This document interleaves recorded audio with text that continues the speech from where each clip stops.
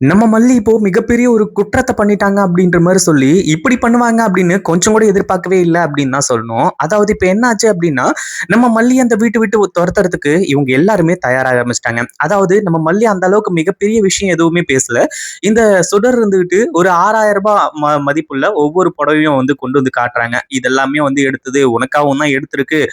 இது வந்து ரூ. 6,000 தான் அப்படி இப்படின்ற மாரி சொல்லி கொஞ்சம் அந்த பெருமை பீத்துற மாரி வந்து பேசிக்கிட்டு இருக்காங்க. அந்த ஒரு டைம்ல மல்லி இருந்துட்டு இந்த மாதிரி வந்து காஸ்ட்லியா எடுத்தாதான் வந்து அதோட மதிப்பு கூடும் அப்படின்றதெல்லாம் எதுவுமே கிடையாது. அந்த மாதிரி நம்பக்கூடிய ஆள் நான் இல்ல. அப்படி இப்படின்ற மாதிரி வந்து சொல்லி, இப்போ நம்ம மல்லி வந்து இந்த சுடர கொஞ்சம் மானம், மரியாதை இது எல்லாத்தையும் பத்தியும் பேச ஆரம்பிச்சுறாங்க. கடைசியில இந்த விஷயத்த பத்தி போயிட்டு ராஜேஸ்வரி கிட்ட சுடர் சொல்லும்போது, "ஓ! அந்த அளவுக்கு ஆயிட்டாளா? இவள சும்மா விடக்கூடாது. இவள நான் என்ன பண்ண போறேன், ஏது பண்ண போறேன் அப்படின்றத மட்டும் பாரு" அப்படின்ற மாரி வந்து சொல்லி, அடுத்ததா வந்து மல்லி மேல ஒரு மிகப்பெரிய பழிய போட்டு பழியே கிடையாது. அதாவது மல்லியோட ஒரு மிகப்பெரிய விஷயத்த வந்து சொல்லி கடைசியில மல்லிய விஜய் கிட்ட இருந்து பிரிக்கணும் அப்படின்றது தான் இவங்களோட மிகப்பெரிய பிளானா இருந்துட்டு இருக்கு. ஆனா அவங்க சொல்லக்கூடியது உண்மையிலேயே உண்மையா அப்படின்னு கேட்டீங்கன்னா கண்டிப்பா கிடையாது.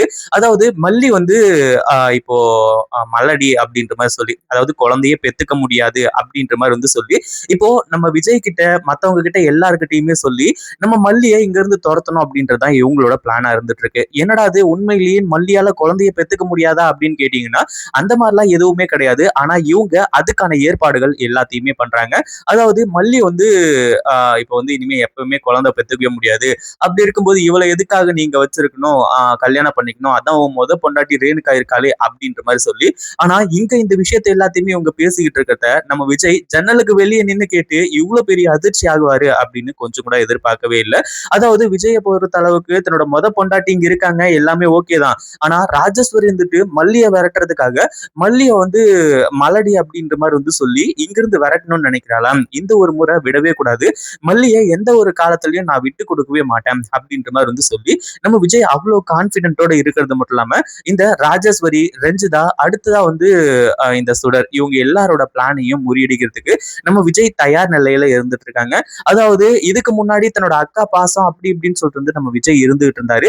ஆனா இதுக்கப்புறம் அந்த மாதிரி பாசம் எல்லாம் இருக்கா அப்படின்னு கேட்டீங்கன்னா கண்டிப்பா கிடையாது. அதாவது இந்த ராஜேஸ்வரி சொந்த தம்பின்னு கூட பார்க்காம மொத்த சொத்தையும் புடுங்கினவங்க. அப்படி இருக்கும்போது நம்ம விஜய் மட்டும் எதுக்காக தன்னோட அக்கான்னு பார்க்கணும்? அதனால அவங்களோட முகத்திரையை கிழிச்சு அவங்கள ஜெயிலுக்கு அனுப்புறதுக்கு தயாரா இருந்துட்டு இருக்காங்க. உண்மையிலேயே ராஜேஸ்வரி எல்லாம் இவ்வளவு கேவலமான பொம்பளையா இருப்பா அப்படின்னு கொஞ்சம் கூட எதிர்பார்க்கவே இல்லை. ராஜேஸ்வரி மட்டும் கிடையாது. இந்த சுடர் இவங்க எல்லாருமே தான். அதாவது இவங்களும் ஒரு பொம்பளை தானே, மலடி அப்படின்ற மாதிரி வந்து சொல்லி ஒரு பொண்ணை காயப்படுத்துறோமே அப்படின்ற மாதிரி எல்லாருக்கும் தோணணும். ஆனா இவங்களுக்கு தோணல. நம்ம விஜய்க்கு இந்த உண்மை எல்லாமே தெரிஞ்சா எப்படி இருக்கும் அப்படின்றத கமெண்ட் பண்ணுங்க. இந்த வீடியோ பிடிச்சிருந்தா லைக் பண்ணுங்க, ஷேர் பண்ணுங்க. இப்பதான் நம்ம சேனலுக்கு ஃபர்ஸ்ட் டைம் வரீங்க அப்படின்னா கீழ இருக்க சப்ஸ்கிரைப் பட்டனை பிரஸ் பண்ணிக்கோங்க.